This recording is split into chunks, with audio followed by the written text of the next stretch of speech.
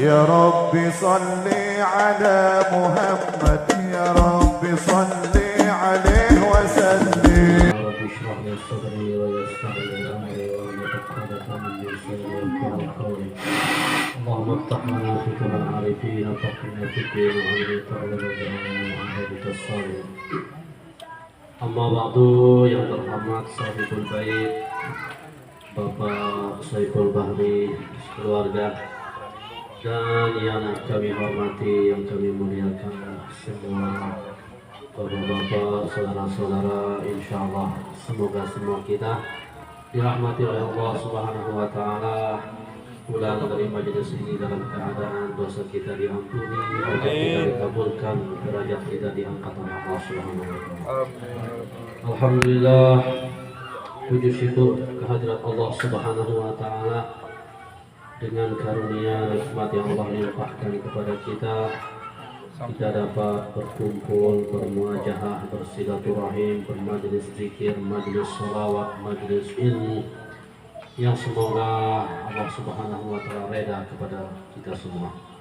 Kedua kalinya kita sampaikan salawat dan salam kepada Nabi kita junjungan alam dan yang akan memberikan kita syafaat sebesar-besarnya Nabi besar Muhammad sallallahu alaihi wasallam. Bapak-bapak, saudara-saudara rahimakumullah. Alhamdulillah, ini kali keduanya saya di tempat ini. Dulu 2015 baru-baru saya datang mengajar di MINW. Kemudian kami diundang di sini ada acara Maulidan tahun 2015 dan sekarang 2024. Alhamdulillah, berapa tahun sudah sini. Dan kondisinya seperti dulu, cuma yang berbeda di sekelilingnya. Dulu di tempat ini menggaung suara ngaji setiap subuh, setiap Jumat ada istighosahan, ada kiai, ada ustadz, Pak D kami sebut dulu, kalau tidak salah di sini sudah tinggal karena sekarang sudah banyak perubahan. Kami akrab dengan beliau, jadi sangat hidup surah ini dulu. Dan ini indah sekali kalau surah ini diisi, dihidupkan terus di samping sholat berjamaah. Dulu ini ada powernya, loudspeakernya itu sampai tembus, bahkan masjid-masjid ini kalah sama ini pengeras suaranya surah ini. Sampai di MI besar sekali suaranya. Sampai masjid Taqwa ini luar biasa. Tapi sekarang towernya itu pengeras suaranya sudah disumbang ke Surah Nurul Hidayah karena ustadznya sudah pulang. Ini tempat ini indah sekali kalau dihidupkan majelis zikirnya, majelis sholawatannya, apalagi ada majelis taklimnya, majelis taklim Ramadan. Apalagi di sini ada ibu-ibu kajian, ibu-ibu khusus rumah tangga, kajian haid. Kalau ibu-ibu ada yang tidak paham tentang haid, yang berdosa suami. Nanti kan kalau ibu-ibu itu di akhirat, dia bisa menarik laki-laki, suaminya, ayahnya, saudaranya. Kalau istri kita tidak paham perkara agama, siapa yang bertanggung jawab? Kita sebagai suami. Ini bagus sekali tempat majelis ibu-ibu, yasinan kayak seperti ini. Apalagi di sini banyak anak-anak. Di sini indah sekali kalau ada tempat mengaji anak-anak. Alhamdulillah kita dapat berkumpul di tempat yang berkah. Apalagi ini adalah bulan Sya'ban. Bulan Sya'ban, bulan yang disebutkan di dalam kitab Turratun Nasihin. Bulan Sya'ban dibandingkan bulan yang lain itu bagaikan Nabi besar Muhammad SAW dibanding para nabi. Kalau bulan Ramadan ibarat keutamaan Allah dibanding hamba-hambanya, tidak bisa ditandingi. Itu bulan Ramadan. Kalau bulan Sya'ban, meskipun bulan Sya'ban itu tidak masuk di dalam 4 bulan tahun, tapi bulan Sya'ban kata ulama, kata sebagian ulama lebih afdal daripada bulan Rajab. Tandanya bulan Sya'ban ini sangat mulia, Di bulan ini Nabi kita Nabi besar Muhammad SAW paling banyak melakukan ibadah puasa sunnah Sya'ban. Jadi Sya'ban itu berasal dari kata Sya'bun yang berarti cabang. Sya'ban dua cabang. Mana cabangnya? Rajab dan Ramadan. Itu bulan Sya'ban. Apa katanya? Kenapa dinamakan Sya'ban? Liyatasa'aba fihi khairul katsir. Karena di bulan Sya'ban banyak sekali terdapat kebaikan-kebaikan, keistimewaan melimpah ruah di bulan Sya'ban. Kemudian tandanya bulan Sya'ban ini menjadi bulan yang sangat istimewa. Seperti tadi Nabi Muhammad SAW paling banyak melakukan ibadah puasa sunnah. Sampai-sampai Siti Aisyah, istri beliau yang mulia, bercerita. Apa riwayat dari Siti Aisyah? Saya melihat Rasulullah itu di bulan Sya'ban seolah-olah tidak berbuka, artinya full puasa sunnah. Juga beliau pernah melihat Rasulullah di bulan Sya'ban seolah-olah tidak puasa, juga tidak puasa. Artinya siapa yang mampu untuk berpuasa sunnah bulan Sya'ban sangat istimewa. Ada sahabat namanya Usamah bin Zaid. Beliau bertanya kepada Rasulullah, "Ya Rasulullah, lam araka tasum min asy-syuhur ma tasum fi Sya'ban min Sya'ban." Wahai Rasulullah, aku tidak pernah melihatmu berpuasa sunnah sebanyak engkau puasa di bulan Sya'ban. Jadi Rasulullah itu paling banyak puasa sunnah di bulan Sya'ban. Ini tandanya bulan Sya'ban itu bulan yang sangat istimewa. Rasulullah menjawab, karena di bulan Sya'ban yaqbulun nasu anhu baina Rajab wa Sya'ban, baina Rajab wa Ramadan. Karena di bulan Sya'ban itu kata Rasulullah banyak sekali manusia lalai di dalamnya antara Rajab dan Ramadan. Kemarin di bulan Rajab banyak orang yang puasa sunnah, banyak yang beramal soleh meningkatkan itu. Pas bulan Sya'ban redup, kendor, lalai. Kata Nabi, bulan Sya'ban itu bulan yang banyak manusia lalai. Maka Nabi mengisinya dengan puasa. Itu luar biasanya.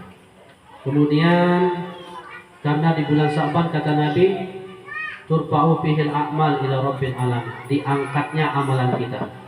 Jadi ada laporan amal sekali seminggu disodorkan dulu kepada Nabi besar Muhammad SAW hari Senin sebelum diangkat ke langit. Ada amalan yang sekali setahun. Nah, amalan yang sekali setahun itu diangkat di bulan Sya'ban. Kemudian Nabi kita bersabda, maka aku cinta ayurfa'a amali wa ana sha'im. Sabda Nabi, aku cinta amalanku diangkat dalam keadaan aku berpuasa. Makanya Nabi kita mengisi bulan Sya'ban dengan banyak berpuasa, karena di bulan ini bulan tempat diangkatnya amalan. Tapi bapak-bapak pekerjaan sangat berat, sibuk, maka tidak mungkin mengejar bisa puasa maksimal. Jadi banyak amalan-amalan yang lain. Selain bulan Sya'ban, bulan tempat melaksanakan ibadah puasa sunnah, bulan Sya'ban juga tempat kita memperbanyak sholawat.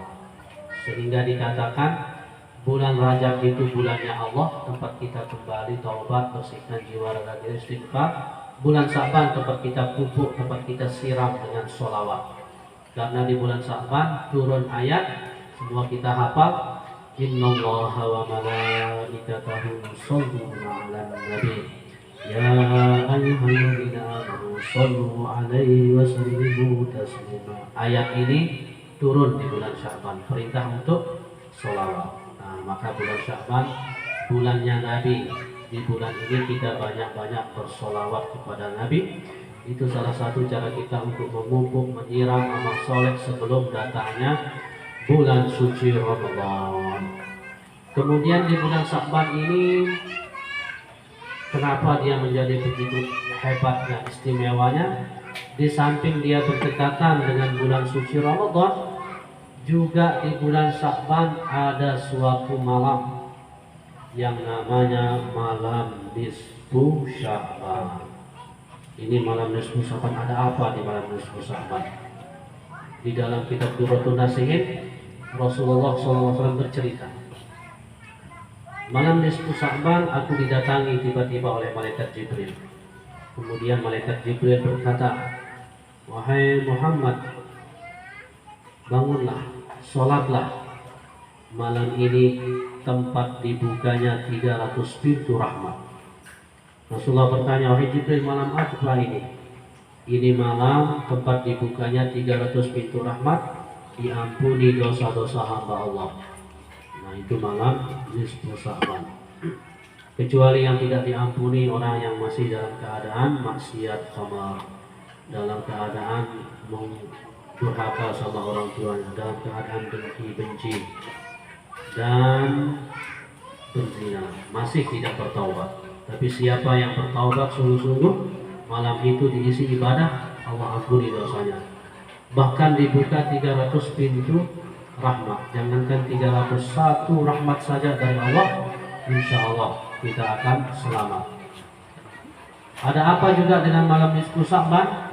Dikutip oleh ulama besar Maulana Syekh Hasan Muhammad Al-Mashad, man ahyal layalil khamsa wajabat lahul jannah. Nabi kita bersabda, siapa yang menghidupkan malam yang 5, wajib baginya masuk surga. Nah, ini yang menyampaikan hadis ini waliullah, bahkan termasuk Sultanul Aulia pada zaman beliau ini. Ini Maulana Syekh Hasan Muhammad Masyad, guru besar daripada Maulana Syekh Zainuddin Abdul Majid. Beliau mempunyai kitab namanya Is'afu Ahli Iman, khusus kitab membahas tentang Ramadan, tentang hukum-hukum puasa dan sekitar puasa Ramadan.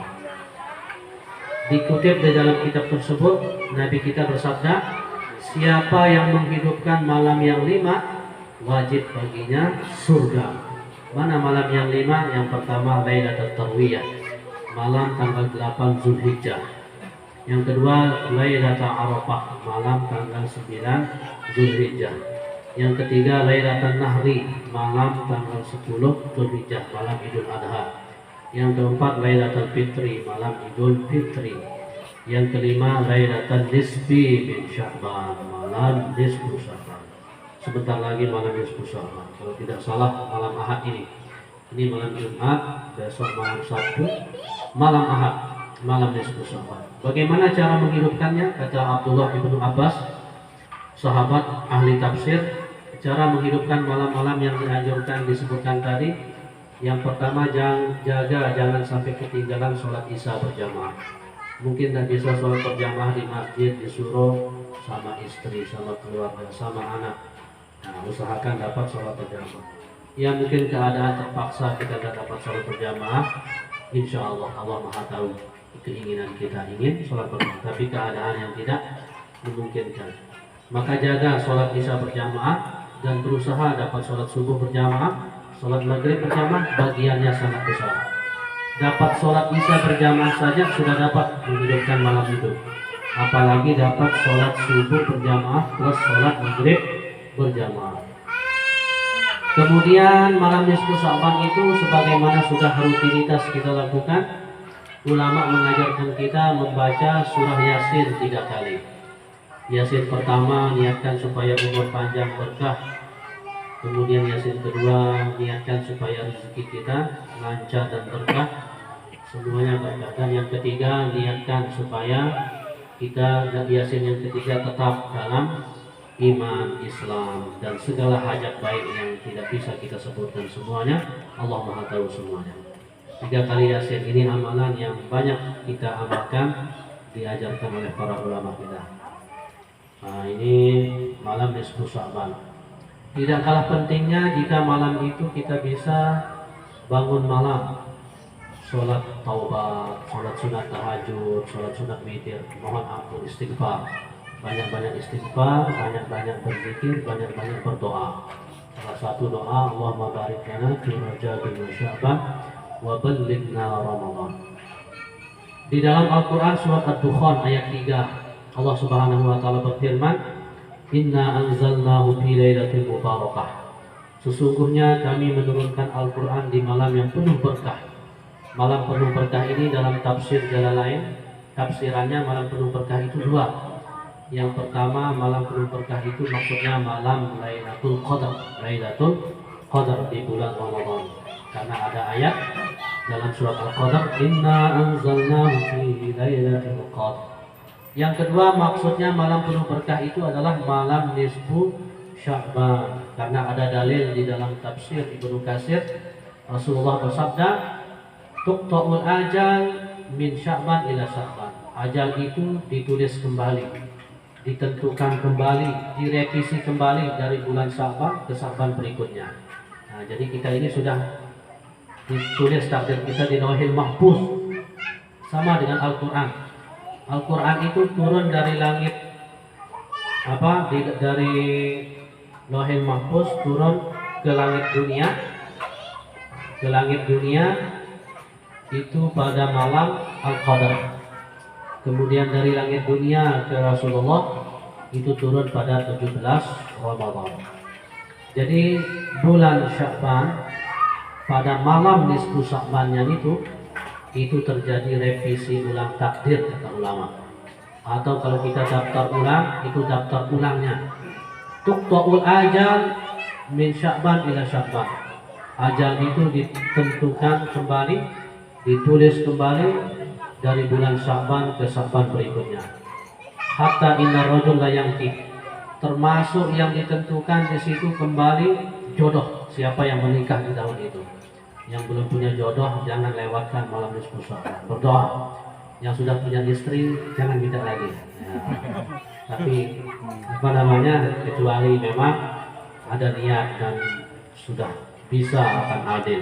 Nah, itu malam luar biasa, malam nisfu Sya'ban. Hatta inna rajul la yanki wa yuladu lahu. Sampai yang akan ditakdirkan di situ siapa yang akan dikaruniai anak. Siapa yang akan dikaruniai anak. Dan waqad kharajas fil mauta. Bahkan siapa saja yang akan meninggal dunia kembali di situ. Ditulis revisi ulang takdir. Makanya di surah Yasin yang 3 kali kita baca, pertama kita mohon umur yang panjang dan berkah, rezeki, kemudian ditetapkan hidup kita dalam iman Islam dan segala macam hajat yang baik. Nah, itu luar biasanya malam nisfu Sya'ban. Jadi tak lupa kita isi banyak-banyak istighfar, berdoa, dan bulan ini kita banyak sholawat, banyak-banyak sholawatan. Dan tidak kalah pentingnya, yang ketiga adalah setelah kita sholawatan yang ada waktunya cuti puasa, bisa ngisi dengan puasa. Kemudian yang ketiga, jangan kita lupa perdalam fikih puasa. Karena puasa kita akan semakin hebat, baik, bagus, istimewa, dan insya Allah akan diridhoi oleh Allah. Puasa yang dengan ilmunya kita lakukan, tentunya dengan kita paham tentang fikih puasa. Apa syarat sah puasa, mana yang membatalkan pahala puasa, makruh-makruh puasa, dan sebagainya. Nah, di situ kita kembali mengkajinya, mengulang, membaca, mendengarkan ceramah dan sebagainya. Mudah-mudahan ada manfaatnya untuk kita semua. Bulan Sya'ban ini kita diberkahi oleh Allah Subhanahu wa taala. Semoga kita semua diperjumpakan dengan bulan suci Ramadan dalam keadaan sehat walafiat, sekeluarga, sahabat-sahabat kita, dan semuanya kita menjadi hamba Allah yang selamat dunia akhirat, yang bertakwa. Mohon maaf atas segala kekurangan. Mari kita berdoa. A'udzubillahi minasyaitonir rajim. Bismillahirrahmanirrahim. Alhamdulillahirabbil alamin. Allahumma shalli ala sayyidina Muhammadin al-Fatih lima ughliqa wal khatimi lima sabaqa nasrul haqqi wal haqqi wal hadi ila siratal mustaqim wa ala alihi haqqa qadrihi wa miqdarihi al-azim. Amin. Anta maqsuduna wa ilayka matlubuna. Amin. Taqabbal minna innaka antas samiul alim wa tub alaina innaka tawwabur rahim. Amin. Allahumma ya man la yashghaluhu sam'un an sam'in wa ya man la tudrikuhu kathratul masail wa ya man la yatabarra bihahi badi'il mulkin ala rahmatik wa karam istijabatik. Amin. Allahumma ya muqallibal qulub tsabbit قلوبنا على دينك وطاعتك ربنا لا تزغ قلوبنا بعد إذ هديتنا وهب لنا من لدنك رحمة إنك أنت الوهاب اللهم بارك لنا في رجب وشعبان وبلغنا رمضان آمين الصيام والقيام وقراءة القرآن واهدنا بهداك أقوالنا ولا سواك واجعلنا من سابق رضاك وتجعلنا ممن خلق أمرك وعصاك اللهم بارك لنا بأسماعنا بصالنا وقوتنا وقلوبنا وأزواجنا وذريتنا تب علينا إنك أنت التواب الرحيم اللهم إنا نسألك المعافاة اللهم إنا نسألك علما نافعا ورزقا طيبا وعملا متقبلا اللهم اجعلنا من الناجحين الفائزين المخلصين في جميع خطوات الدنيا والآخرة والأبيات بحقك اللهم ارزقنا مخرجا اللهم ارزقنا مخرجا اللهم ارزقنا مخرجا يا ربي بالمصطفى بلغ مقاصدنا كلنا ما مضى يا واسع الكرم صلى الله على سيدنا محمد وعلى اله وصحبه وسلم سبحان ربك رب العزة عما يصفون وسلام على المرسلين والحمد لله رب العالمين الفاتحة أعوذ بالله من الشيطان الرجيم بسم الله الرحمن الرحمن الرحيم إياك نعبد